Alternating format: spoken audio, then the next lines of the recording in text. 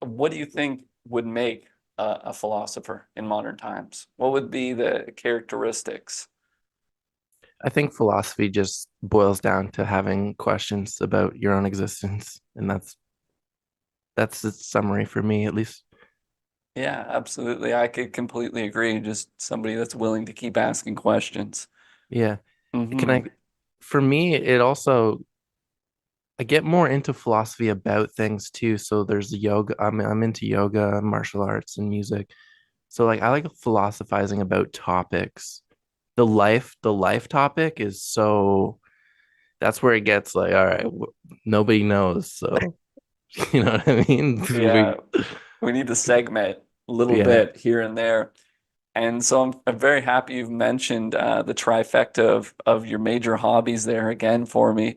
So we have Muay Thai, we have yoga, and we have music. And I want to know like how is your energy flow like through those three beautiful hobbies? How did you form that love? Um, it it kind of just happened. So like martial arts for me includes Muay Thai, Jiu-Jitsu. I initially started boxing, and then um that kind of just happened because life doesn't really necessarily give you the choice. It's just like, here's violence. You need to learn how to solve violence, whether you like it or not. You can be hippy dippy, whatever, but you know, it is a violent nature, whether we want to accept it or not. In order to transcend that violence and understand it, right, to philosophize about it, you must first throw yourself headfirst into it, and then eventually that's a young man's game. And then music from the inside of that sort of, craziness of the martial arts world, music just seems so peaceful. And so that's how, and I grew up playing music too. So once I learned that martial arts taught me that the physicality of things, you can really learn to train yourself no matter what you want to do, whether that's a drum pattern, whether that's a punch combo, a kick, you know, some yoga sequence, or learning how to play guitar. Everything, is pretty, you can program yourself to do things. So once I figured that out, and then I got past the ego and all the things that come along with like just being a young man and trying to face, life of like there's bullies, and like I just said, there's a whole bunch of violence and egos and all that stuff. So eventually, once you develop the self-confidence and you're like, this is all stupid, I don't want to do this anymore. I don't need to be fighting for my worth, then you have Mhm. more, there's too many good things to focus on. So eventually that shifted into music, and now music is way more enjoyable to me than going and getting beat up all the time. Yeah, absolutely. You gave me so much to jump into on there. So I think I'm sort of feeling like yoga is sort of a balance for you between the music and the violence, in that it's still very physical, it's still very body. It lets you get into your body, but it brings the peace and the joy that the music does. And do you think that's fair to say? That is fair. And the martial arts can get you there too. But it's a slippery slope. And for me, I always used to try to be like, I find identifying with things can be also slippery. So you got to be very careful with that. Then maybe that's why I'm reluctant to just identify with almost anything. But there's a difference between being a martial artist and a fighter for me, Hmm. right? So like a martial artist is somebody trying to understand it all. Fighting is just fighting, you know. Hmm. Yeah, absolutely. I can appreciate that distinction. I want to go back and talk about violence here. So, um, whether this is a personal story, you got to decide what you're comfortable sharing at your leisure. But would you say the violence was like physical violence, mental, emotional, personal? Was it a male-based culture thing?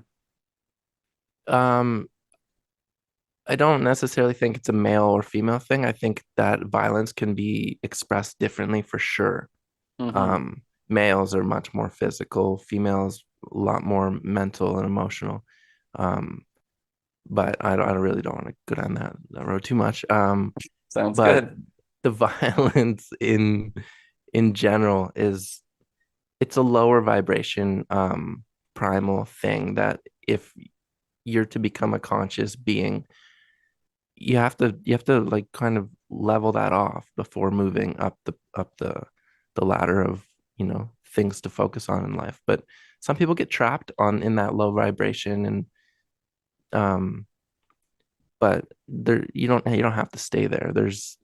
Life is a very beautiful, broad, wonderful place that has both violence and transcendence. Like, Hmm.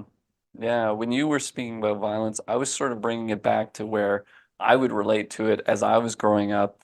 Obviously, in high school and that, there's a lot of pressures to be popular, to be liked, stuff like that. And so even from like the grade nine, I started working out just a little bit here and there. And the amount of confidence it gives you, the self-esteem boost, it just allows you to feel better in your body.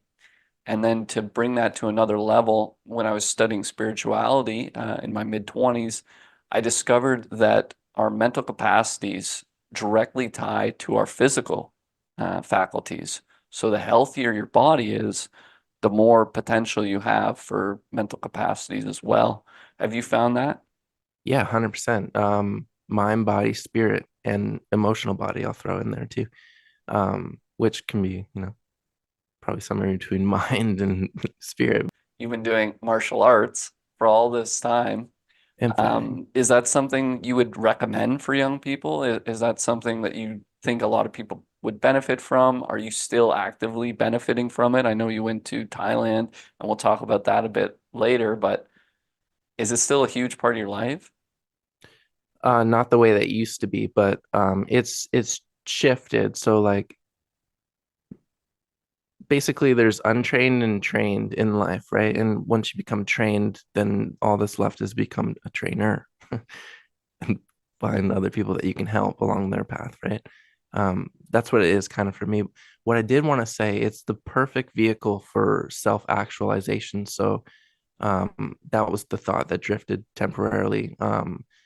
So getting back to what you were saying with the confidence, all that bullying and stuff, it is it's the perfect thing to because you basically go from, oh my God, the world is scary, people trying to, get one up on me in some capacity, like especially in the male world. But I don't want to leave out the females either because it's just different and they experience it just in a different way.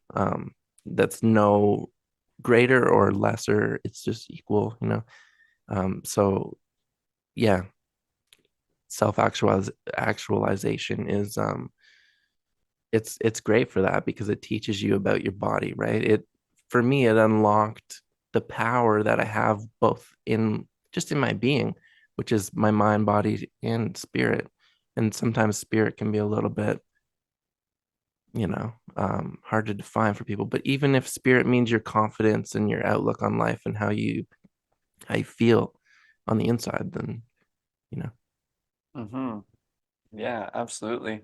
So would you recommend it to young people? If you had a son going into high school, would you say, "Hey, this really benefited me, and I'd love to show you some things and teach you about this path, specifically related to martial arts?" yeah, just as long as that it's accompanied with the philosophy of Absolutely. you know Absolutely. It's right essential. right from wrong. Hmm. Yeah, absolutely.